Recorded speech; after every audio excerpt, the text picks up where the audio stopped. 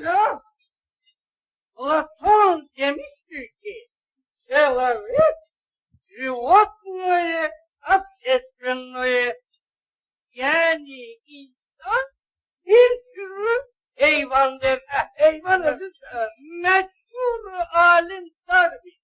Bütün dünyaya sübut edildi ki insan en yani insan meymundan emele gelir. Darwin'in bu sözleriyle razılaşmak için gidip Afrika'daki bushmenlere, hottentotlara bakmak lazımdı. Bizim bu meclisimizde oturup mektubada bakmak ayettir. Pardon. Ben bu sözleriyle mektubatı tehir etmem. Ben özüm de meymun okuyorum.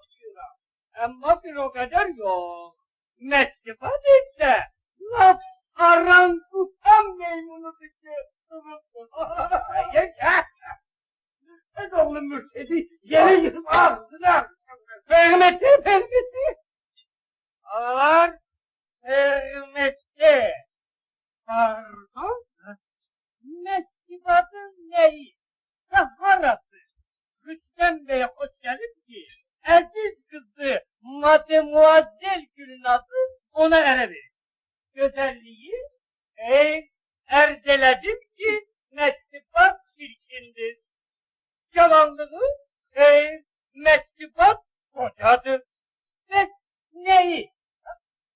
Belki malı, pulu, devleti, Rüstem Bey bulgin adam değildir. Nihayet neyi ha? Ah, biz fırlatıp serersin. Festival ise çayçır.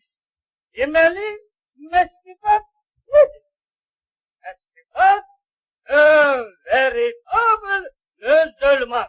N'est-ce yani mektubat eski Müslümandır. Benim fikrimce Rüstem Bey öz kızını buna göre mektubata ele verir. Senin sağlığına Rüstem Bey, senin sağlığına.